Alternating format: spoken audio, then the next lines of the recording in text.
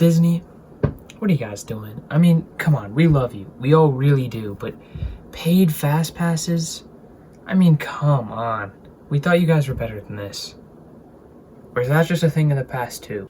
Alright, what's going on everybody? As you saw by the title, both Disney World and Disneyland recently announced a few upcoming additions, including a paid Fastpass service. Now I, like most other Disney fans, are, well, simply put unhappy. But if you sit back and look at the whole situation, should we really be this upset? In today's video, I'm going to be talking about if this whole situation is overblown or if Disney is actually making a mistake here. I'll also be giving you guys all the information I currently have about the new services and rant a bit about what I think of it all. If you enjoy this type of stuff, make sure you smash the like button and subscribe for more roller coaster and theme park content. And now without further ado, let's hop into the video.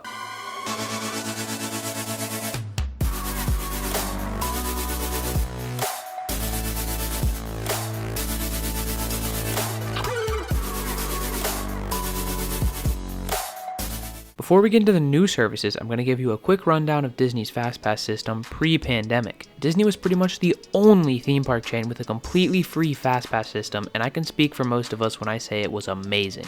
Before your trip, you could book 3 Fastpasses a day and then pick up any available ones after your predetermined 3. It was first come, first serve, and if you made sure to get on early, you could skip some major lines. At least for Disney World, if you were staying at one of the on-site resorts, you could start booking 60 days in advance, and for everyone else, I believe it was 30 days. Even if you didn't get 3 of the most popular rides, you could still save some time on 3 or more attractions. These were digital and attached to your Magic Bands. Speaking of Magic Bands, who missed when these things were free? Even if they're not that much right now, it's just a little annoying to have to pay for them. But why was Disney doing this if virtually every other theme park chain was using a paid Fastpass service? To be honest with you guys, I'm not completely sure. Don't get me wrong, I love the system and it was by far my favorite Fastpass system, but if every other park could get away with making guests pay, it almost seemed inevitable that Disney would jump on that train. Like I said earlier, this was all pre-pandemic, and ever since the parks reopened, there has been no Fastpass system. Having no Fastpasses are not necessarily a bad thing, but we'll talk about that later. So what exactly are the new services? The first thing they announced is going by the name of the Disney Genie. It is becoming part of the My Disney Experience app for both Walt Disney World and Disneyland. It's coming sometime fall of 2021, which is right around the corner. The Disney Genie is well themed to the genie from Aladdin, and for good reason. This artificial intelligence software will help you best plan your day at the Disney parks, and don't worry, you've got more than 3 wishes this time. Okay, sorry, I just had to do that. You'll go in and select what your top priorities are in the park. From what we can see, it looks like you generally pick your favorite characters and ride themes so the genie knows what kind of ride to prioritize. You also select park interests like thrill or family rides, shows, character meet and greets, and more. I bet you'll also be able to pick individual attractions as well, so if your one goal is to get on Seven Dwarfs Mine Train, the genie might be able to help you out. It's going to plan your day out so you can do as much with as little waits as possible. Since it hasn't actually been put into play yet, we don't know how good the system will be, but one thing I can assure you is that the My Disney Experience app will drain your phone even more now, so make sure you bring those wireless chargers to the park.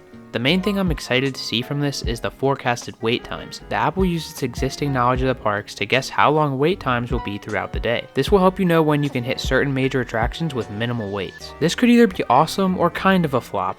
I say that because if everyone goes when it's supposed to be short, it'll probably be longer than Mr. Genie intended. We'll see how it pans out, but this might be one of those reverse psychology things that just throws everyone's weights off. That's just a possibility though, it'll probably be fine. Personally, I don't know how much I would utilize this whole Genie system, but I think it'll be great for first timers and people who aren't really familiar with the parks. So the Genie is a fairly positive addition in my eyes. I don't necessarily see it being my most used feature, but it should help some people out a bunch. Unfortunately, the Genie is not the only thing they announced, because the next new service coming to the US Disney parks is Lightning Lane. Yes, this is the Fastpass replacement, and there are 2 options, so let's walk through them. The first one, Genie Plus, is going to cost around $20 per person per day at Disneyland and $15 at Disney World. This system gives you access to over 15 attractions at Disneyland and over 40 at Disney World. At first, that might sound outrageous that Disneyland is not only more expensive but offers less attractions. Well, it kinda is, but you have to keep in mind that Disney World has 4 parks opposed to Disneyland Disneyland's too, so Disney World does have some more attractions. I have two theories as to why Disney World's cheaper. One being that they expect more people to buy Genie Plus at each of the 4 parks, while Disneyland they expect people to buy them at the 2, meaning that someone would have to spend $60 for the 4 parks opposed to $40 for Disneyland's 2.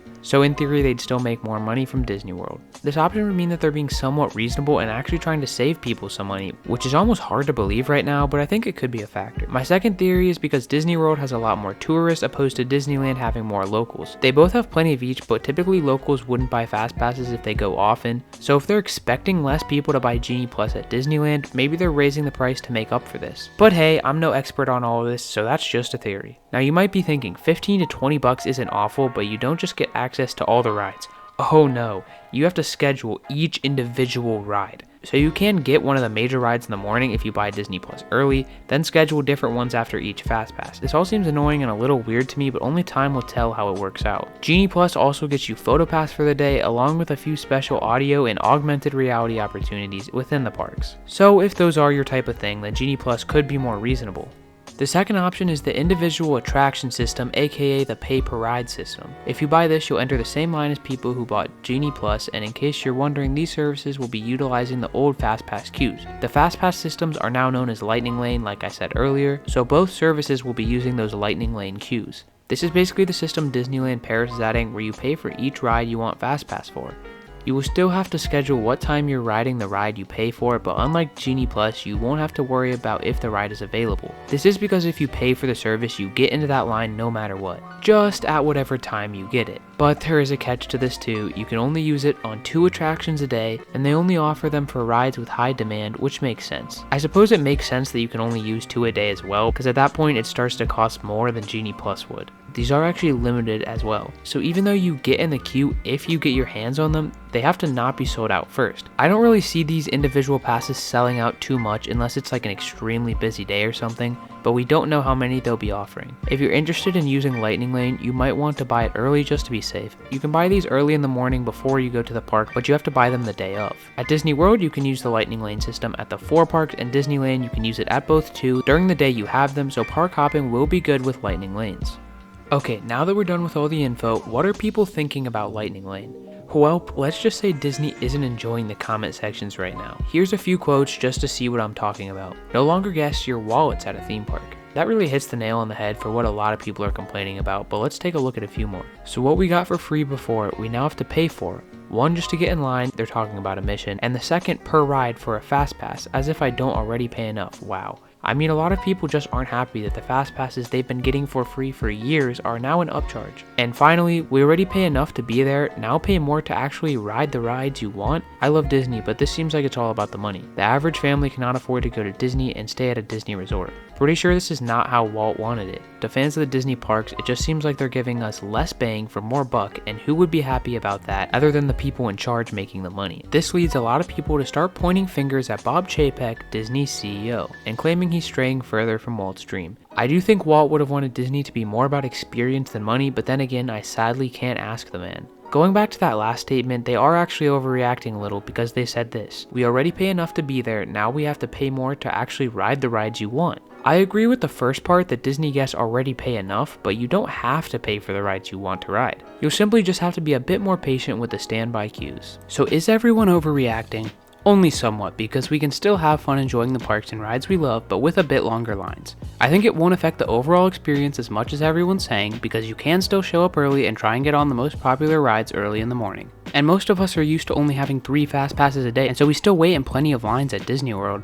So a few more really aren't going to hurt you as much as you might think. If you remember earlier in the video when I said it wasn't a bad thing that Disney didn't have fast passes for a little bit, yeah, well if you think about it, the fast pass line slows the standby queue a fair amount. With fast pass, they have to load the rides with people from both lines, meaning less people in the standby line get through each hour. If you want to know just how much shorter they are, I have a story back from 2018. I was at Hollywood Studios a few days before Toy Story Mania temporarily closed for maintenance. The line was posted at 85 minutes, but FastPass wasn't an option for that day. I think they didn't offer FastPass a few days before the refurb or something like that. This was the only time we could ride it during the trip, so we just decided to wait it out, especially knowing that Disney almost always overestimates wait times. The line only ended up being around 30 to 40 minutes. Disney typically overshoots wait times, but not this much, and it's not just like this was an error, the line was actually pretty long. But since they weren't also pulling from the Fastpass queue, the standby line went so much quicker. And I'm sure less people are going to be using Fastpass now that they cost money, so in theory these lines might be a little shorter than they used to be with Fastpasses. And anyways, Disney has some of the best lines you can wait in because almost all of them are indoors and have awesome theming. Some of them are almost attractions in themselves, not to mention Disney has some of the best ride operations of any theme park, so you're almost always moving. I think the main reason everyone, including myself, is annoyed at Disney for these paid Fastpasses is because we've all been spoiled by the free ones. Don't get me wrong, I loved the free system like I said earlier, but I think to best enjoy our future Disney trips, we just have to accept that they're gone. As sad as that is, Disney's just adopting what every other park does and charges for Fastpasses. People are especially mad about this right now because Disney has been putting more of a price on magic on a lot of things lately, so this all just adds to everyone's anger. We've seen Disney get rid of the feature where you could buy something in a park and then have it shipped directly to your resort so you don't have to carry it around all day, which was nice. And we've also seen them make people pay for the Magical Express. Even if that doesn't make Disney money, it's still adding to the price of your trip. But I guess this does save them money because they no longer have to pay the company that runs it, and the company's just doing it by themselves now. Not to mention the Boo Bash, which costs more than Mickey's Not So Scary Halloween Party and offers less entertainment. I'm kinda hoping this is just a phase for Disney, but either way, the parks are still a ton of fun and a great places to go. But we do need to oppose things like this, because if we just accept it quietly, Disney might try more stuff like this. So it may be too late to change this, but hopefully we can stop some future money grabs. And I have been trying to look on the bright side because in the long run, this isn't the end of the world and you can still have a ton of fun at Disney. These systems honestly aren't the worst form of Fastpass we could have gotten. For example, Cedar Point, one of the best amusement parks in the world, has a Fastlane system where you pay once for the whole day and get to have Fastpass on every ride. These set you back anywhere from $110 to close to $200, if not more. Now imagine a system like that inflated up to Disney prices. Yeah, I think Lightning Lane isn't the worst thing they could have done, though it can absolutely still be expensive. I mean, if a family of 4 went to Disneyland for 4 days, it would cost a total of $320 for Genie Plus each day. For that same family of 4 staying a week at Disney World, it would cost a whopping $420 for Genie Plus each day. And obviously there's families much larger than that going to Disney.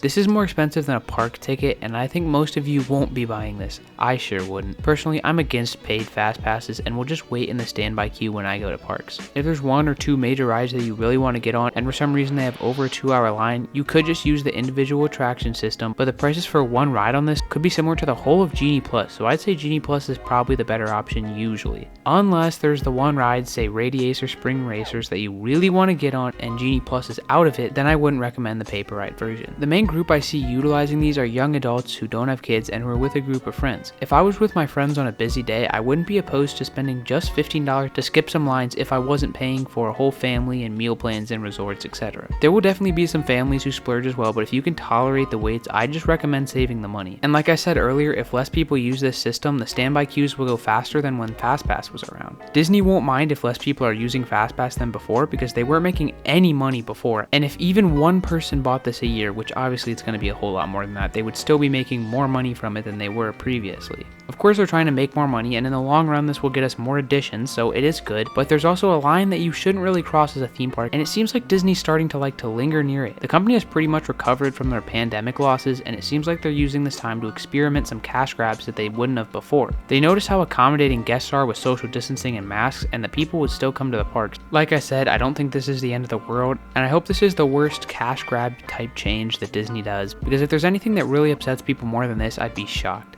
What do you guys think about the Lightning Lane system? Make sure to let me know in the comments below. I'm sure it's just going to be all negative, which makes perfect sense. I mean, what's there to really be excited about? Oh wait, how about the Star Wars hotel? Oh, never mind. Also, if you enjoyed the video, you can make a positive comment down there. And remember, I didn't choose this system, so don't get mad at me because I too am against it. I hope you all have a great day, and remember, Disneyland and World will still be a ton of fun. We're just going to have to do a bit of unwanted adapting. Stay safe, guys, keep riding coasters, and I'll catch you in the parks. Peace!